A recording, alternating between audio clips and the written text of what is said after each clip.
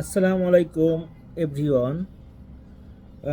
মালয়েশিয়ার যে কার্যক্রম, এই কার্যক্রম সম্পর্কে অনেকে আমাকে ফোন করে, অনেকে যারা যাইতে পারেন নাই তারাও আমাকে ফোন করেন। তো সবার উদ্দেশ্যে করে বলছি, গত 31শে মে এর পরে কোনো যাত্রী মালয়েশিয়াতে যাবে না, এখন পর্যন্ত যাইতে পারে না, যাবে না। যদি কোনো এজেন্সি বা কোনো মিডলম্যান আপনাদেরকে বলে যে আমরা এখনও আপনাদেরকে পাঠাইতে পারবো, আসলে তারা পাঠাইতে পারবে না, কোনোভাবে পারবে না। কেউ কাউরে টাকা দিয়ে ধোঁকা খাবেন না, কোনো রকম কোনো প্রকার কোনো প্রলোভনে পা দিবেন না আপনারা। অনেকে এটা চক্র আছে, তারা বলতেছে আপনার ভিসা হওয়া, আপনার সব কিছু হওয়া, আপনার এই যে টিকিট, একটা টিকিট ধরাই দিয়ে বলবে যে আপনার ফ্লাইট। আসলে এখন এরকম কোনো ওয়ার্কার যাইতে পারবে না। যদি ট্যুরিস্ট ভিসা বা অন্য ভিসা এইসব যাইতে পারবে, বাট ওই যে ওয়ার্ক পারমিট ভিসা নিয়ে, যে কলিংয়ের যে ভিসা, এই ভিসা নিয়ে কেউ আর মালয়েশিয়াতে যাইতে পারবে না। অতএব কেউ কারোর সাথে কোনো রকমের কোনো কার্যক্রম চালাবেন না। যদি যাওয়ার মতো সিচুয়েশন আসে, সেটা হচ্ছে বাংলাদেশের যেই প্রবাস কল্যাণ মন্ত্রণালয় আছে, এরা আর মালয়েশিয়ার যে হাই কমিশন আছে, তারা যৌথভাবে যদি কোনো ডিসিশন বা কোনো সিদ্ধান্তে পৌঁছাইতে পারে, তাহলে প্রেস ব্রিফিংয়ের মাধ্যমে সবাইকে জানানো হবে, প্রত্যেকটা টেলিভিশনের হেডলাইন হবে, প্রত্যেকটা নিউজে আপনাদেরকে জানানো হবে, সবাই জানতে পারবেন টিভিতে। তো কেউ কোনো প্রকার নিউজ না দেখে, না জেনে, না শুনে, না বুঝে কাউকে টাকা দিয়ে প্রতারিত হবেন না। ওকে। মালয়েশিয়া প্রায় 30 থেকে 40 হাজার কর্মী যাইতে পারে নাই বিভিন্ন কারণে। অনেকে এজেন্সির দোষ দেয়, অনেকে সরকারের দোষ দেয়, অনেকে দালালের দোষ দেয়। সব জায়গায় সব রকম মানুষের দোষ ত্রুটি থাকে, কিন্তু কোনো রিক্রুটিং এজেন্সির কোনো দোষ থাকে না। কারণ হচ্ছে রিক্রুটিং এজেন্সি একটা কর্মী যখন প্রেরণ করে, তখন 100% প্রেরণ করে যদি তাদের পেমেন্ট ক্লিয়ার থাকে। ওকে। এখন মালয়েশিয়াতে যাইতে যে পেমেন্ট লাগে, ওই পেমেন্টে বিভিন্ন ধাপে নেওয়া হয়। সরকার নির্ধারিত যে রেট, এই রেট বিভিন্ন ধাপে নেওয়া হয়।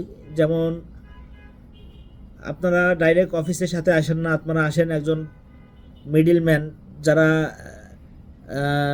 মাঠ পর্যায় থেকে ওয়ার্কার, এই যে প্যাসেঞ্জারগুলো, এদেরকে নিয়ে অফিসে আইসা অফিসে সাথে কার্যক্রমটা করে। তো প্যাসেঞ্জার আর হচ্ছে রিক্রুটিং এজেন্সির মাঝখানে একটা পার্টি থাকে। এই পার্টিকে বলি আমরা মিডলম্যান, বাংলায় বলে দালাল।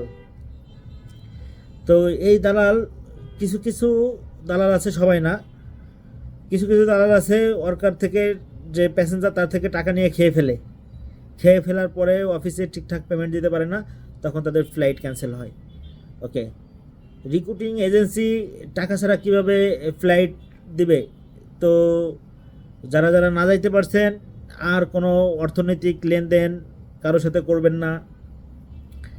আর আপনারা যারা প্যাসেঞ্জার, তাদের উদ্দেশ্যে বলবো যে আপনারা একটা রিক্রুটিং এজেন্সি যার আরএল নাম্বার আছে, তার যারা গভর্নমেন্টের অ্যাপ্রুভ, আপনারা তাদের সাথে কার্যক্রম করেন, ডাইরেক্ট কার্যক্রম করেন, ডাইরেক্ট অফিসের সাথে লেনদেন করেন, কোনো সমস্যা নাই। দালাল বা মিডলম্যানের সাথে কোনো কার্যক্রম করলে ঝামেলা থাকতেই পারে, কারণ আপনি টাকা দিয়ে দেবেন মিডলম্যান অফিসে পে করলো না, তখন আপনার ভিসা হবে না, আপনার যাওয়া নিশ্চিত হয়ে যাবে। এই জন্য সবাই উদ্দেশ্য করে বলছি, আপনারা যদি পারেন তাহলে ডাইরেক্ট রিক্রুটিং এজেন্সির সাথে যোগাযোগ করবেন। বাংলাদেশে শত শত রিক্রুটিং এজেন্সি আছে, তাদের সাথে ব্যবসা করবেন, তাহলে আর আপনাদের কোনো সমস্যা পড়তে হবে না।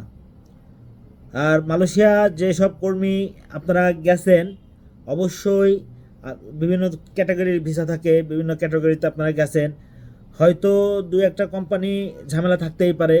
তো আপনারা ধৈর্য ধরুন। প্রত্যেকটা কোম্পানি যদি আপনাদের কাজ না দেয় তাহলে আপনাদের যেই রিক্রুটিং এজেন্সি আছে তারা আপনাদের কাজের ব্যবস্থা করে দেবে। ধৈর্য হারা হবেন না, ধৈর্য নিয়ে থাকুন।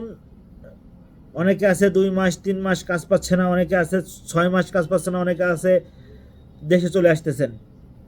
তো আমি তাদের উদ্দেশ্য করে বলবো, একসাথে অনেক মানুষ ঢুকছে মালয়েশিয়াতে, অনেক মানুষ গেছে। তো আপনারা ধৈর্য ধরেন। প্রত্যেকটা কোম্পানির যারা সত্ত্বা অধিকারী তারা আপনাদের কাজের ব্যবস্থা করে দেবে।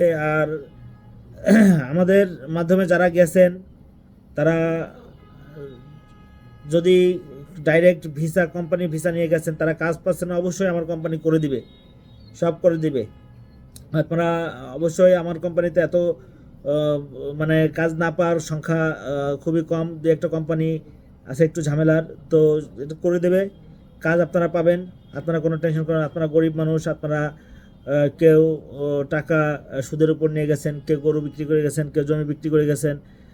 অবশ্যই আপনারা কেউ আমাদের মাধ্যমে যারা গেছেন আপনারা কেউ ক্ষতিগ্রস্ত হবেন না। আমার পক্ষ থেকে আমি আপনাদেরকে এইটুক আশ্বস্ত করতেছি যে আপনারা কোনো রকম একটু সাময়িক কষ্ট পাচ্ছেন, এই জন্য আমি আন্তরিক দুঃখিত। বাট আপনারা আপনাদের প্রত্যেকের প্রাপ্য আপনারা পাবেন। যদি না পান তাহলে আমার কমেন্ট বক্সে আমার নাম্বার দেওয়া আছে, আপনারা আমার সাথে যোগাযোগ করবেন, আমি সব সলভ করে দেওয়ার ব্যবস্থা করব। ভালো থাকবেন সবাই।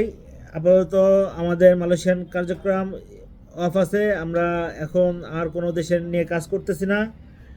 আমরা যদি কাজ শুরু করি কোনো দেশ নিয়ে তাহলে আপনাদেরকে ভিডিওর মাধ্যমে জানিয়ে দেব।